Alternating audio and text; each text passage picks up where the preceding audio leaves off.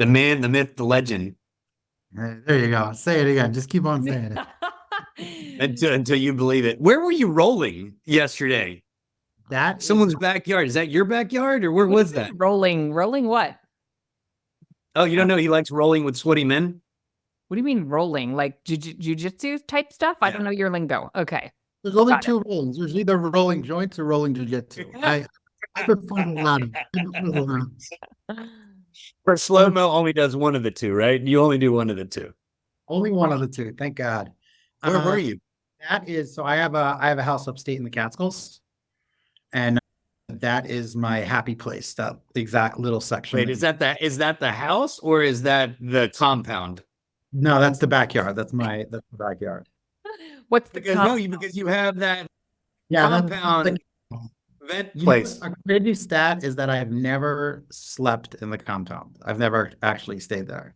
Is it haunted? No, I just thank God it's always rented. You know what I mean? Anytime we Oh, want, okay. That's a good problem. Yes.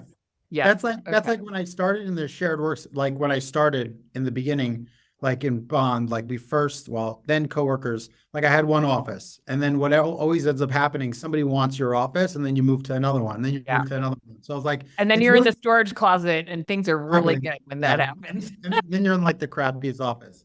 Well, I do have to say, I'm very proud of Gio because he actually got the right background this time instead of the Bond Coffee Collective. Can't get them all right. Yeah, well, you crushed it. So I guess there's been a lot that's gone on since last time you were on. So much. Yes. So why don't we actually let's just start with just give us a quick background on who you are and how you've gotten to where you are. Just Well, for those that might have not listened to the first episode. I'm still trying to figure out who I am. All But right, well, good. my name's Shlomo Silber. I am, I guess, known for by you guys as the co-founder and CEO of Bond Collective, luxury shared workspace brand. And if you're watching this and you see the background of that beautiful space behind Geo, there you go, duck down. Oh, you're not physically there? That was crazy. I thought you were actually there. So we started about a little over 10 years ago is when we started. We're a national shared workspace brand. And then since then, a lot has happened. And now I'm still involved in Bond Collective, but I've taken I guess a shared role, I would say. I'm still CEO of Bond Collective, but I'm well, let's call it a co-CEO. And I'm thankfully I have the opportunity to really focus on what I love doing, which is finding spaces, building spaces, designing spaces, and solving problems for spaces. And over the past year, as I would say, I've stepped in and out. I've been all over the place in this industry. I would say I started a new company called the Kodacon Group, which what we do is essentially what I like to say is that I like to be the Ray Donovan of co-working right now, where it's call me with all your problems, whether you're a landlord, whether you're a tenant, or whether you're a shared workspace company, and you need help with your space, whether you have a space and something's not working and you're trying to figure out how to make it work, or whether you're want to get into a new space and like you need help with designing that space, or whether you're just completely starting from scratch as like a landlord or somebody that has a space and they're like, listen, I need to figure out how to turn this into something that I could potentially monetize or make make it that my employees actually want to come into the office and really enjoy their time in that office. And I'm going to help you do that. And that's really what I've always loved doing and what I love doing. And so it's what I've been doing for the past little while, whether I'm doing it for myself or whether I'm doing it for someone else. So one of my favorite panels at GWA was you were on the lessons learned panel. And I remember when we were putting that together, I hesitated. You were on the back end of kind of the whole Bond collective departure. And you got up there and you were super transparent and genuine as you always are. So, but that kind of leads to how you've ended up in this role now, right? So kind of what have those lessons learned through your Bond Collective time, your time away from Bond Collective that really led to set you up so perfectly for this new role? Can you talk about a few of those things? Sure. Yeah. I mean, that GWA panel was like perfect timing, right? I had just kind of stepped away from things at Bond and trying to figure things out. But at that same time, it was so interesting to me because so many people were coming over to me and talking to me as if the worst thing has happened. And are you okay?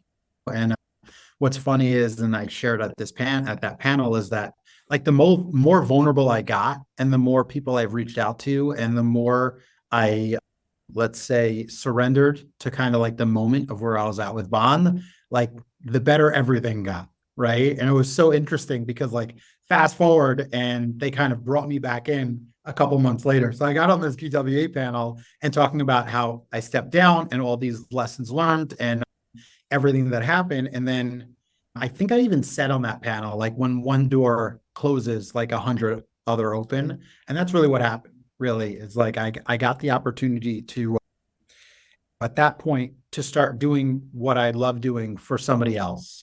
The first one was actually a friend of mine, which funny, not related to the shared workspace world, but It's a law firm, right? it was a law firm, and they actually started at Bond. He worked for a, a white shoe firm here in the city. Two buddy. One of them was a close friend of mine. The other one I have since become good friends with. They had just made partner there, and they decided to go off on their own. They went off on their own. They were in my 60 Broad location. Downtown was their first office ever. That's where they started. And then they went and they found the sublet a couple of years later as they're growing. And now I think they're like 30 attorneys under them. And thank God they're doing amazing. And it was like the perfect thing because they wanted an office. They wanted a really cool space. They had all these ideas of what they wanted, and they had no idea what to choose, how to execute it, and did not have any of the time as they're growing their law firm to really focus on it. And I was like, guys, just give it to me. Like literally, just come, show up, whatever you want. What's your budget? Here's some inspiration photos, and I'm gonna just create this for you. And it really came out like it was unbelievable because I would say they probably came by like once a month or something along those lines. And I helped them one, choose a space. Then I helped them find an architect, find a contractor, and then I did all the, like I said, I had the architect do like the basic space planning, and then I was like, I'll take care of all the FF&E and all the fun stuff. And like that's what I wanted to do. And we went out and they had this like this small penthouse space on the top. So they bought this commercial condo. And so you come into like on the ground floor, and that's like that's the law firm, right? And it's got like more of a tech law firm design than I would say like an old white shoe law firm design. And then you walk upstairs, and I made like a library for them. And we got like old, like used law books that we've got from someone. And I sent the truck there to pick it up from somebody's apartment on like the Upper East Side. And so like we made like a library in one section, put in a bar. There's like a rooftop space, and like we expanded the rooftop space. And that's where they host all like their social hours and everything that they do. So it was a really cool project, and it was a great case study for me because I was like, I did this and I got the opportunity to do it for friends of mine. I was like, I love doing this. And like, this is what I want to do. And I realized also it used to be like, I want to build this because it's mine and I'm going to build it for myself. And I love it when I can like build you something and you love it. And then I'm like, I'm done. Give me something else to build because I'm always doing that. It's like when you like walk into your house and like, I don't know if this is for everybody, but whenever I'm like sitting in my dining room, I can't just like, sit or sitting in my living room. Like I can't just sit and be like, I'm just going to relax and read a book here. I'm like, what if I move this wall? What if I put wallpaper over here? Could I extend this? And like all of a sudden, like I'm rebuilding like my whole house. So, so the fact that I don't have to spend my own money doing it, and I could do it with somebody else's money and make it awesome, and then go right to the next one, I'm in heaven. I have a couple of questions. Can I sneak in? Oh, please. Well, I'm curious. It's totally different doing this for someone else, right? Because you have a business model, you have specific objectives, you have like ideal members that you're designing for. You have a brand like under Bond. Did you have to add in sort of like that upfront framework about, okay, well, what do you need? You need a library and I'm curious if they were really extra interested in your skill set because you have expertise in building spaces that people actually want to use. Was one of their goals, well, we need a space and we need people to want to come? That's excellent question, and something that I'm trying to bottle that right now. So you just hit like the core of what we're trying to figure out right now, is because there's the idea of, yes, I know how to build a space and I could build a bond space, but also that may not be what you want, Yeah. right? And so figuring out what your needs are. So it's almost like a questionnaire that I have now that I'm going to them. I'm saying, okay, what are you guys looking for? Like, how many people are working for? Do you want to work and do you want to socialize? Do you want, what type of vibe do you Or want? like within the entertaining space? clients, like the locker room Exactly. piece. I could totally picture them up there, like the cool law firm with the bar and the outdoor. Yeah. Exactly. And so that's exactly what it is. So I almost sit down with the partners, if you will, and I have like a conversation with them and I kind of go over everything that they're looking for within a space. I'm like, tell me, like, what's your dream scenario? And then hopefully your dream lines up with your budget. And if it doesn't, let's figure out what your needs really are, or like what a phase 2 would look like. And then do you want me to get a little bit more creative? I would say it's my challenge sometimes is the opposite, where I know someone's doing something and I don't necessarily think it's the greatest idea, but it's what they want, and trying to manage that, or kind of building that and saying, hey, listen, I know this is what you want and I'll give you exactly what you want. Yet at the same time, what if we also did this? Or what if you're open to a little bit of a change? And I would say that's really the challenge right now, but that's exactly what I'm trying to do. I'm trying to make something for you. Well, I'm trying to customize what's in your head. So I really want to get in your head and then build what you need based on what's in your head, which is honestly what I even did that at Bond also, right? Because it wasn't just, hey, this is what I want to do and this is what works. Every single one of our locations were a little bit different. And the reason being is because we want to know, okay, this is Brooklyn. This is not Lower Manhattan, or this is Philly. This is not Austin. And creating, having the core of what everybody wants, and then creating that vibe around it, what everybody in that area wants. So it's different, and there's a little bit of a learning curve there, but it's something it's a fun challenge.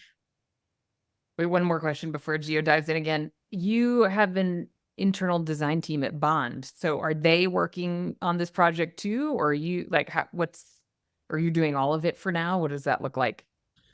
So it's interesting. I brought my wife, who has great eye for design, and yes, she's also a badass.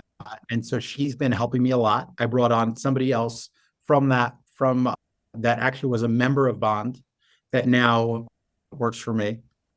She was in the PR world, but always had like an interest in design, and she was open to work. And I just reached out, we grabbed coffee, and I was like, what do you want to try something totally different, totally new? And she was super into it. And thank God that's been working out really, really well. And then I also have my Bond design team, who has their own design firm now. And so, it's Stay Studios, Alita, she's amazing. And so At one of our conferences too, right? Yeah, right. Yeah. she Yeah, did. juicy. She did it. So So, juicy. so every now and then it would be one of those things where if I'm like a little stumped or I'm trying to come up with a better idea, I'm gonna give Alita a call and kind of bounce that off her. So I think I'm getting more involved in design. And I think what's interesting is I always had an internal design team that did a lot of picking up the furniture and upholstery and all that stuff, which I would say their knowledge of all the materials was significantly more vast than mine.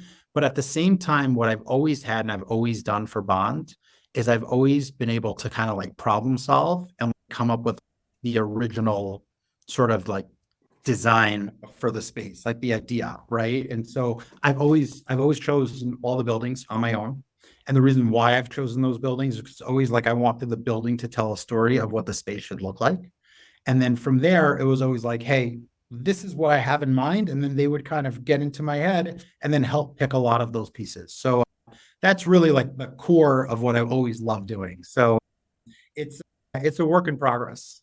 And you like doing this on many levels, right? We kind of were talking about it before, but you have a compound in northern New York that you kind of converted into an Airbnb event facility, right? And so I still remember calling you during your hiatus and you were swinging hammers and doing all kinds of stuff. But talk to us about that, because kind of Airbnbs are kind of a passion of yours, right? You just love event space and bringing people together. But talk to us about that project. Sure. So I have this company called Malone Villas. And what it is I look for like houses that like tell a story also. So it's the same idea. I'm a one trick pony, I guess. But I didn't, I always loved the idea of Airbnbs, but at the same time, I've never wanted just like a regular house. So I've always like just scoured like upstate New York. I love living. I've been up. We spend the summer in the Catskills with my family since my my last son was born. So we're there. This is our 8th summer going up there. And it's amazing because like we go up there in the beginning of the summer, and like my kids, like at that point we lived in Queens, so we're living in the city. And then the second school's over, the day after school, we take them up there and they don't see anything more than like a 3-story building for 2 months. And and I absolutely love it up there. And to me, it was a gold mine. It was like, how are people not coming up here constantly? And it's only 2 hours away from the city. You don't need to get on a plane. You don't need to go anywhere. And once COVID hit, I think a lot of people realized a lot of people weren't okay with traveling, and so the Catskills started blowing up a little bit more. And so I just started like looking for cool houses. And I found one really cool one first that had this guy took like a train caboose and he put it like in the backyard, and he built like this little apartment inside of it. And it was like this really, really interesting house. I mean, the problem with that one is he also built it on his own. So every time I touch something, I gotta fix the next 30 feet of it as well, which is a whole nother story, but it's on 10 acres. It's super, super cool property. And then I found this property that Gio's talking about called the Compound, which is a single family home that this is an Italian family, and they decided to just make like a party house where basically they took like a 3-bedroom house and they just put a 10,000 square foot addition on it. It doesn't even make any sense. It's like cinder block wall and like Jerusalem stone. They have they had 2 indoor swimming pools, a 2-lane bowling alley. There was like a 5-car garage. The house was crazy. And it's like literally a compound. Like there's a big gate in the front of it, and then it's on 20 acres. You can like walk a mile in the backyard and still be on the property. And I saw this house and I fell in love with it. It was in a little bit of disrepair, like it hadn't been worked on a long time. And I went in, I filled up one of the pools. I filled up and I turned it into a little mini ballroom. The other pool, like we opened up that whole section and cleaned it up and restored all the wood there. I took the 5-car garage and I made it literally into a hotel room sort of hallway, where it's like every bedroom has its own bathroom.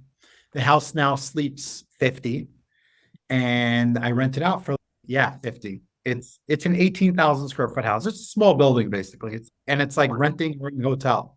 So people come out there for like weddings, family reunions, done like bar mitzvahs there, a lot of retreats. And at some point, like in my head, I want it to be where like a bond member or the like could get out and co-work there and like have a quick like executive retreat or something along those lines. I have a lot of like phase 2 ideas also like in my head, but phase 1 is complete. Thank God it's booked up the whole summer. We got like tons of people in and out of there.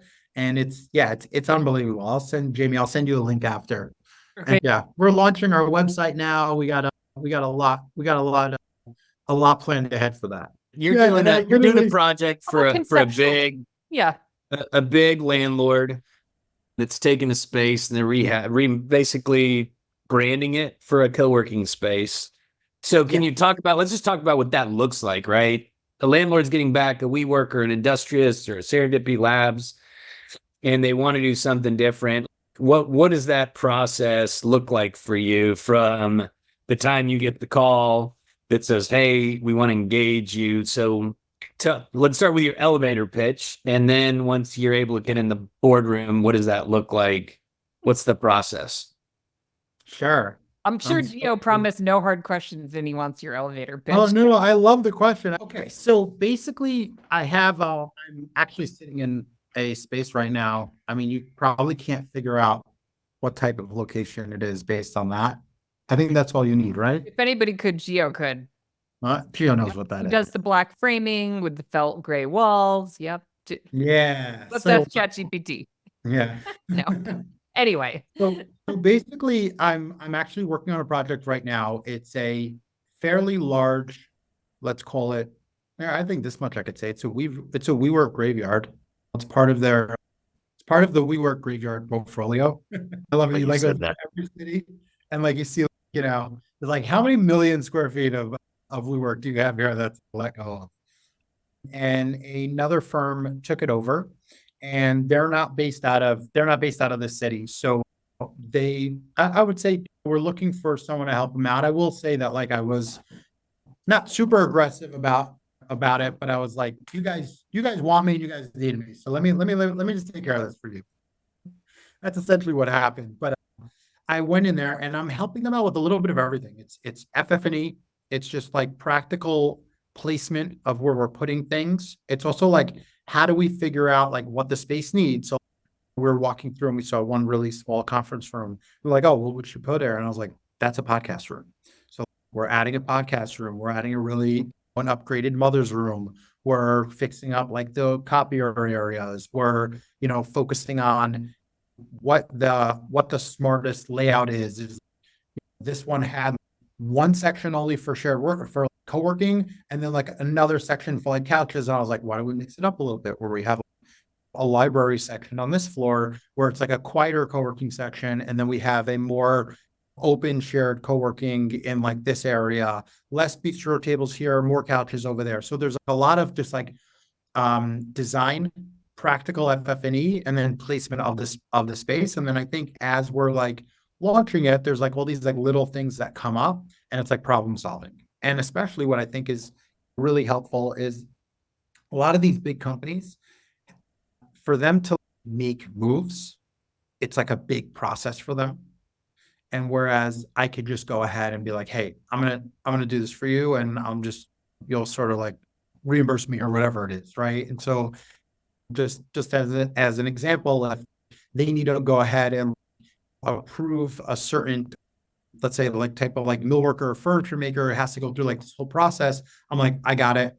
I'll get this guy's rolling started. vendor has to be approved with an Exactly. MSA on file, and it takes 3 months. And right, and the Exactly. people have to approve. Yeah, I was like, you should get a rendering, and we'll have some renderings, and we'll get them out there so you can really start marketing the space. And they're like, yeah, it's gonna take us like 3 months to get this guy approved. And I'm like, I'm gonna get you renderings in 2 months. And so there's a lot of those type of things, and I love that. I love doing that stuff. It's the opposite of oh, I have to do everything for them. It's more like, yeah, give me all your problems. Like what's hard for you?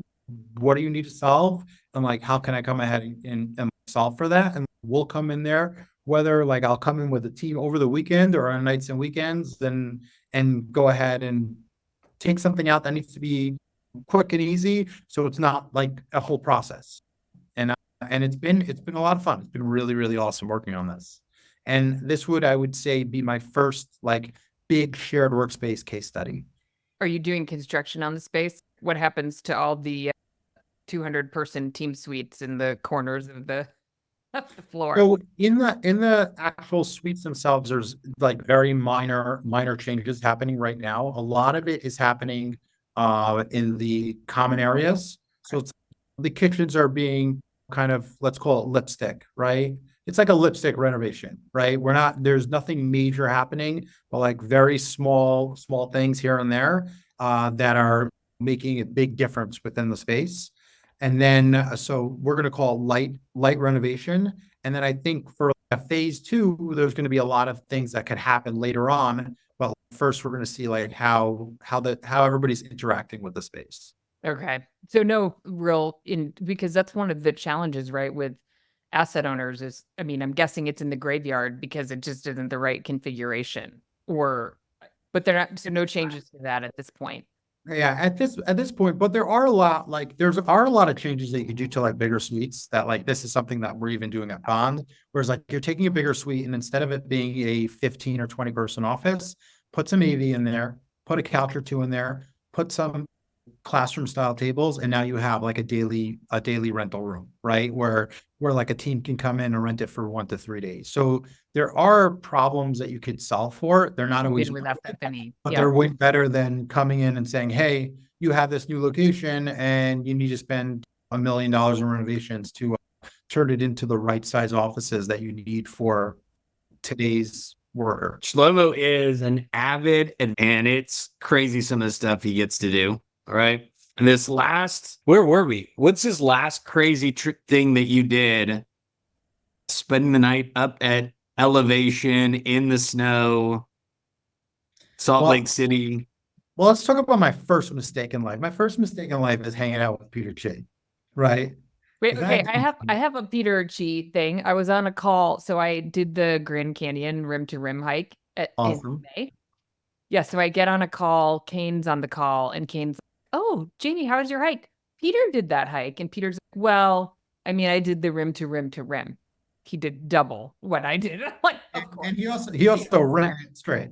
He ran it straight in the middle of the night. He's in the bats were hitting our heads, and that was kind of weird, but I know I was like, "Oh, okay, right, of course, Peter." Yeah, Peter's a good influence.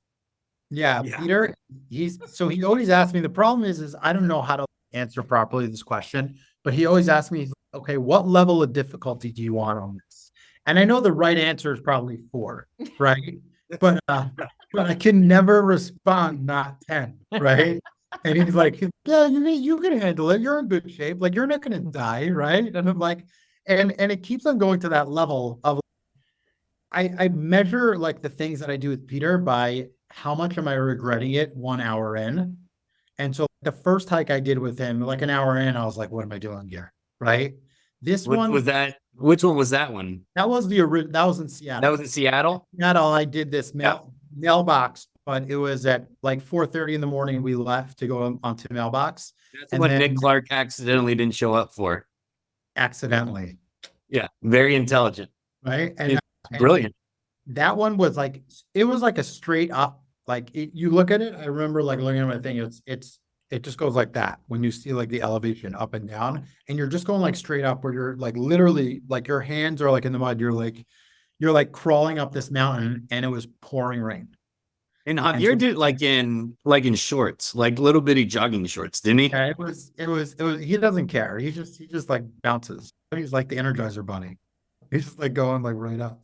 So we did this. This was in Salt Lake. We did this mountaineering where it was a little bit of everything. The craziest thing about this one is we went up to 11,000 foot elevation. It was right at the solar eclipse, which was super, super cool.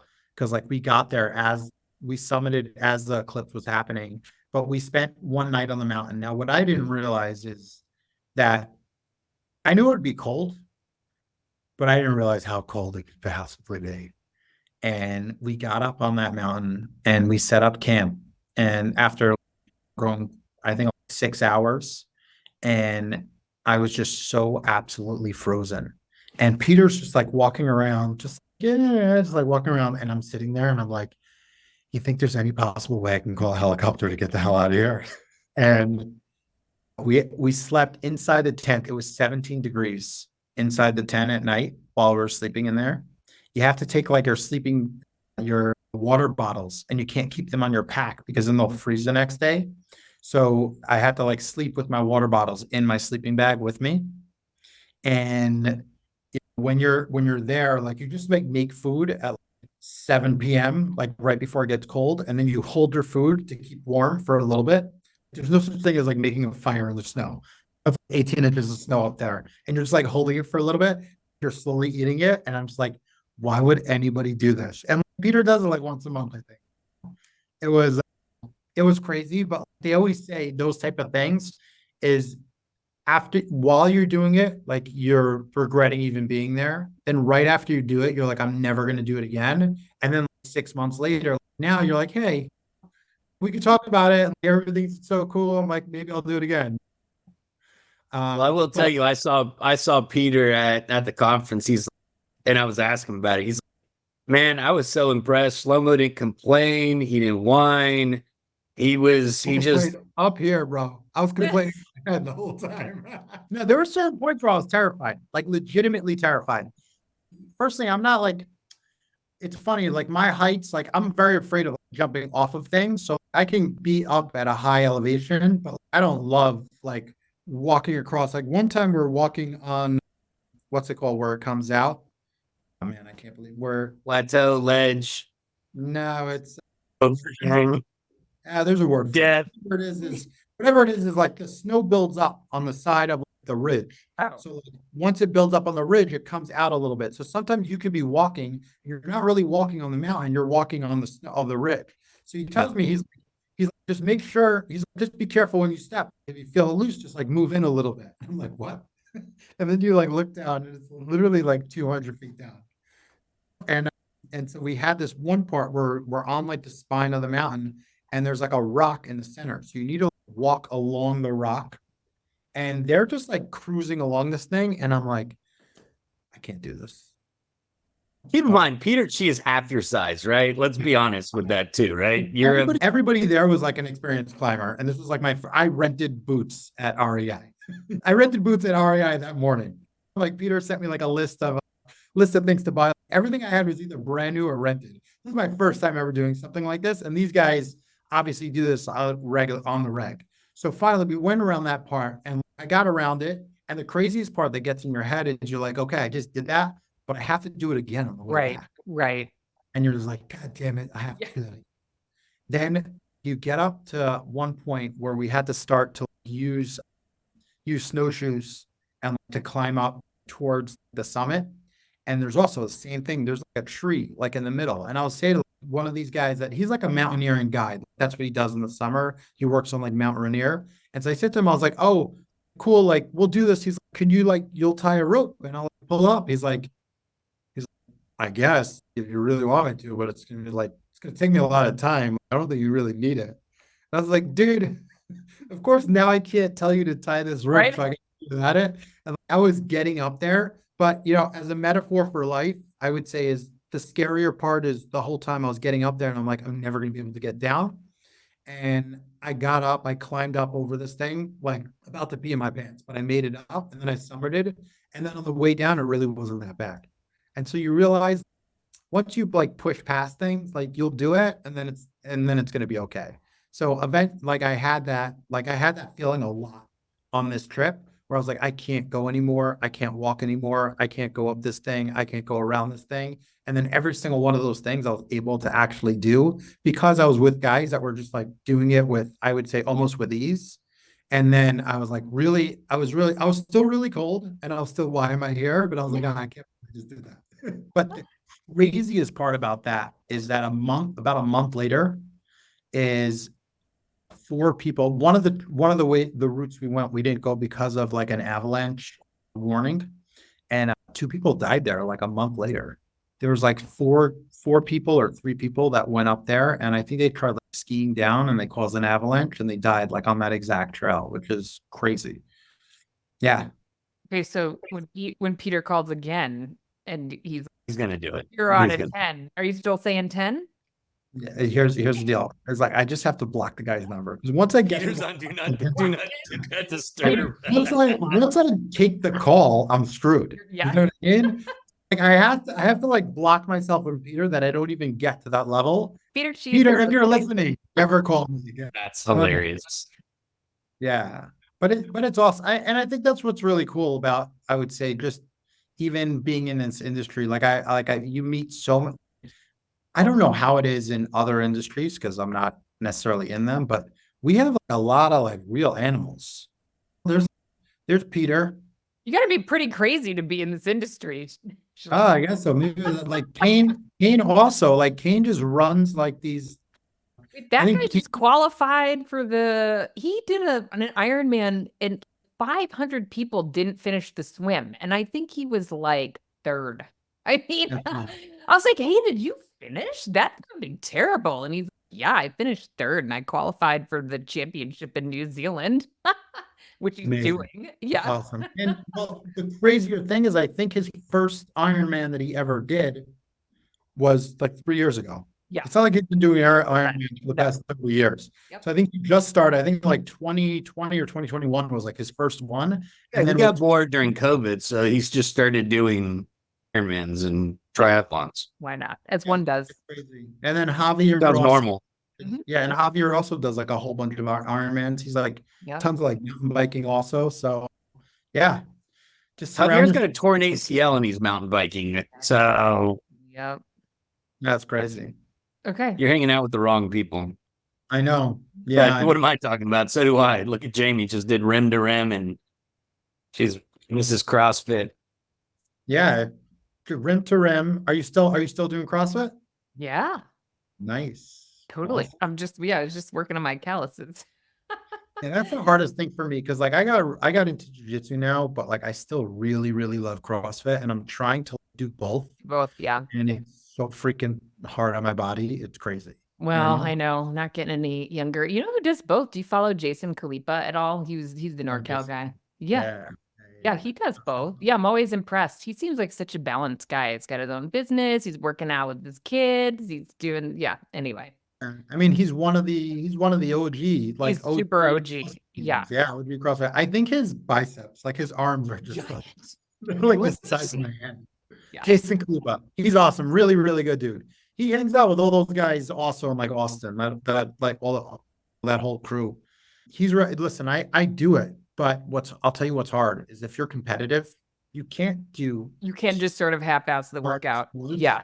like do them. So I have a buddy of mine that lives on my block that I got him into CrossFit. I got him into jiu-jitsu and CrossFit. Jiu-jitsu, he was out fast, right? Like you got to be a certain type that's like into it or like you can't handle it. And then I got him into CrossFit. And the hardest thing is that we were like neck and neck with stuff. And now I have to like, this is like letting go. You have This to is like a moderate. vulnerability. It's either I like only focus on CrossFit just to beat this one dude, or I just kind of let him go. And so we had the open was a couple months ago, and it's funny, like he beat me on the first workout. Then the second week I beat him, and then we were like neck and neck, and he beat me just by like I think 1 or 2 muscle ups that he did on the last one. And what's crazy is so like in the gym, out of everybody in our gym, he was like in 19th place or something, and I was in 20th. And then in our age group, like for 40 and over, he was like I think second, and I was third. And then if you look at the full CrossFit open like list, which is like 600,000 people, Yeah, it's a lot of people. Yeah. we're like within like 5 to 10,000 people from each other, which is crazy. Yeah, that's it. But And jiu-jitsu, you just won a tournament, right? I won a tournament 2 weeks ago. Yeah. Wow.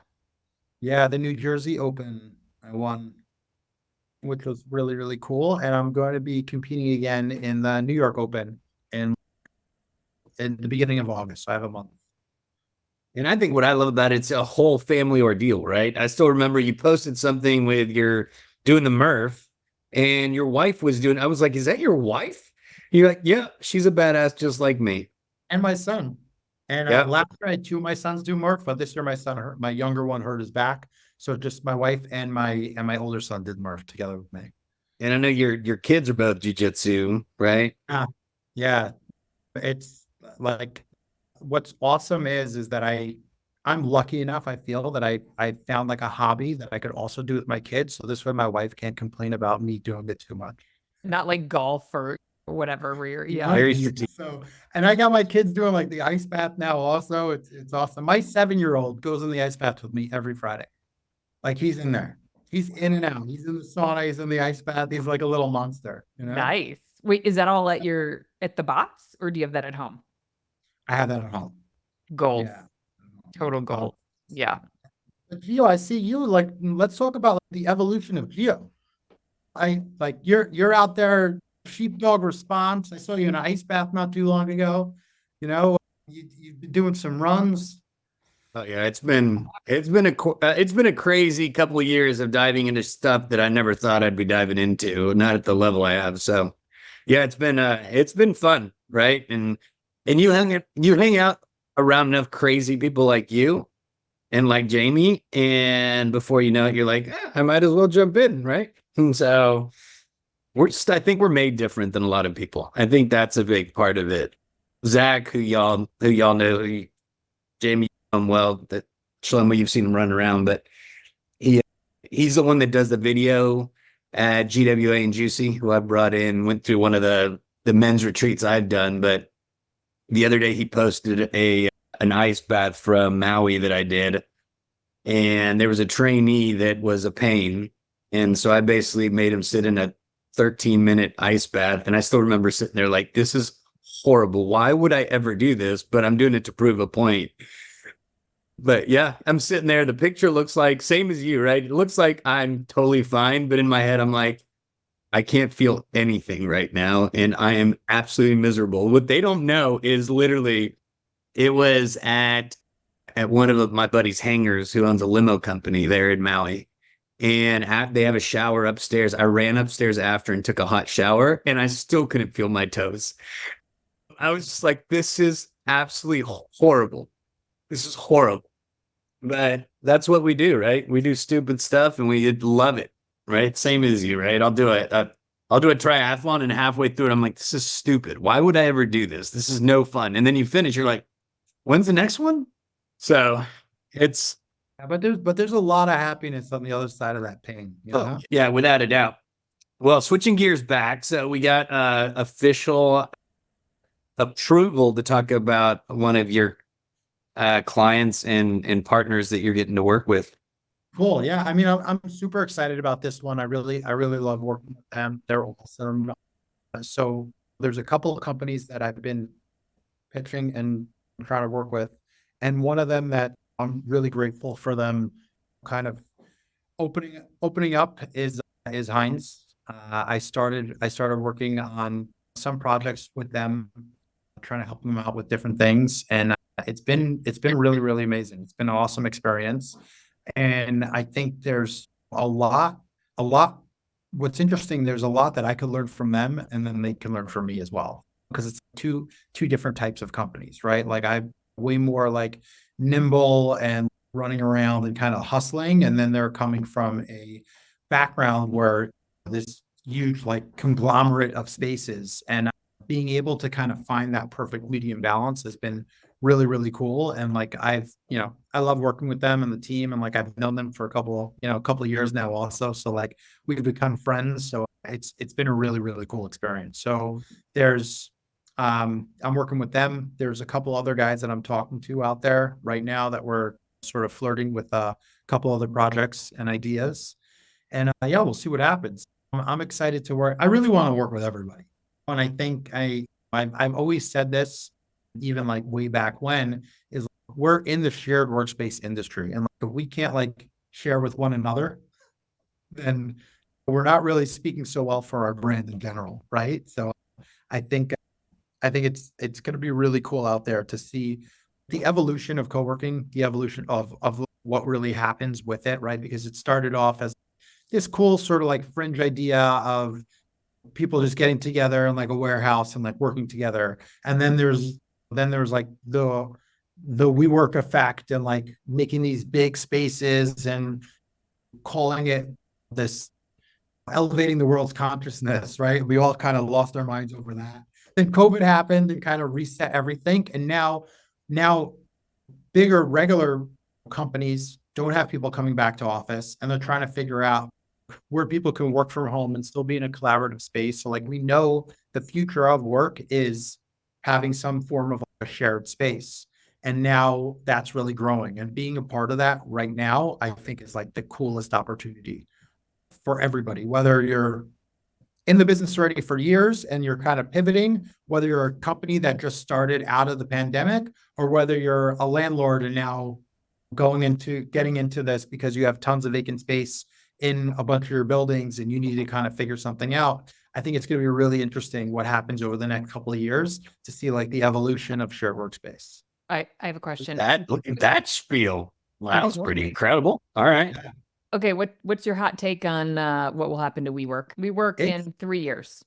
I don't even know if it's 3 years, but I would Okay. say we work in 5 years. Yeah. I think they're going to become like a brand like Regis.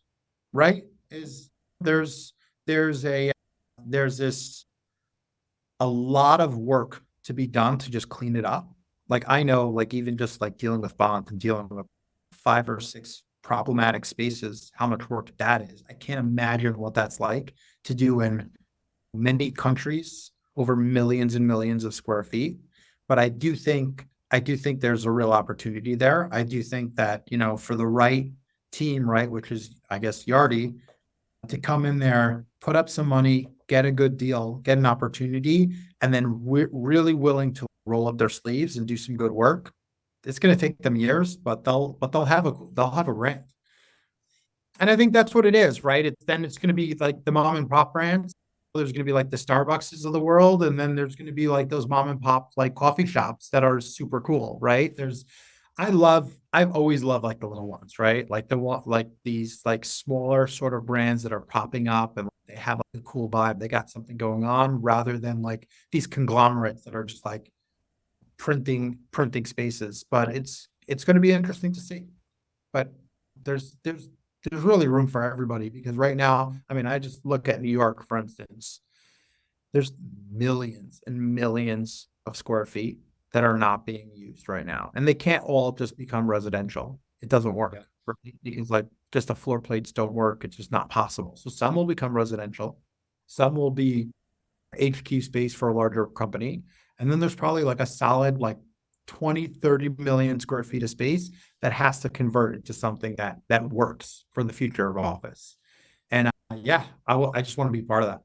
Yeah, I mean, it's like you said earlier. I mean, I think it's super exciting times for the industry right now. I think we're seeing a major evolution of the landlords, right? And their understanding of what's going on in the future, right? And you're seeing it right now. The fact that a landlord kinds is pulling you in to advise and help them, especially knowing that they have their own internal, right? They have Square, right? And so that's huge, right? And so you're starting to see landlords, banks, and even operators understand where and how they fit into the whole flex future, right? I mean, we're seeing spec suites growing faster than I've seen in my 20-year career, and they're moving quick, right? As far as people want turnkey space, they want a quick, easy, flexible solution. So I think we're all on the right side of this, and so I'm excited to see how it plays out. I'm excited to see how things continue to evolve with you because it's been definitely been an interesting year, 12 to 18 months for you. And so I think your evolution personally and your brand and everything you're doing is going to be a lot of fun to watch continue to grow. Awesome. Yeah, I'm excited about it. So what are the 3 things you love about yourself most? What are the 3 things I love about myself the most? I'm gonna say I'm gonna just repeat. We could even just do one thing right now. And then, but if you want, I could do 3. But like the You main want, one, I asked for 3. I'll give you 3. No problem. But which you want the save the best for last or Yeah, save the best for last. I love the fact that I've always taken a positive approach to things. Is so I'm always looking at things like what can I learn from them or hey, this is not so bad, right? And so like that kind of going with the flow, I think has really helped me in many, many aspects of life. I love the fact that I'm able to learn from others. I'm I'm still working on that, but like the more I could break down my ego and the more I could learn from everybody is has been a great source of help. And then the best thing that anybody's ever said to me that I've really held on to and I didn't understand in the moment is a buddy of mine. He told me he was actually at a birthday party of mine and he made this speech and I was like going through a particularly hard time and like a lot of things and like I wasn't in the mood to have a birthday, let's just say, right? And he said I'm like the Terminator. He's like, because you could break him down and melt him into like a pool of metal. And I don't know how long it's going to take, but I'm going to go ahead and I'm going to slowly reform and come back. And I love that is I feel like I have a really strong spirit. And no matter how many times you put me in the corner and try to punch me out, I'll take a lot of hits, but the rounds are never over. And I think that to put it in actual words, it's perseverance and courage, right? I mean, it takes those things to go through what you've been through with Bond and come out the other side and rebuild that. It's taken that to see what has happened evolve into what you're evolving into with the new brand you're building and what you're doing. So I am definitely like New York. I will never count you out, right? It always comes back, and super excited to be on this journey with you. And it's been a lot of fun to get to know you as a person, and you always love having some fun. Yeah, yeah, same here. I'm really, really appreciative of you guys actually asking me to come on and talk, and I'm really appreciative of our relationship. It's been really great, and yeah, it's been a wild ride. But the coolest thing is, and we've talked about this before, and I'll just say it again, is like the more we go through, and the more challenges we have, and Lord knows over COVID how much challenges just from a business perspective that we've had. It really, it really opens up a lot of doors, and it really gives a lot of perspective. And it really, when you come out on the other side, things are really good. So I'm super, super thankful to be where I am right now. Awesome. Amazing. Wow. Okay. All right. Anyway, Shlomo, thank you for taking the time to do this. And I'm excited to follow along on your new venture. So keep us posted. Talk to you Amazing. soon. Awesome. Talk soon. Bye-bye.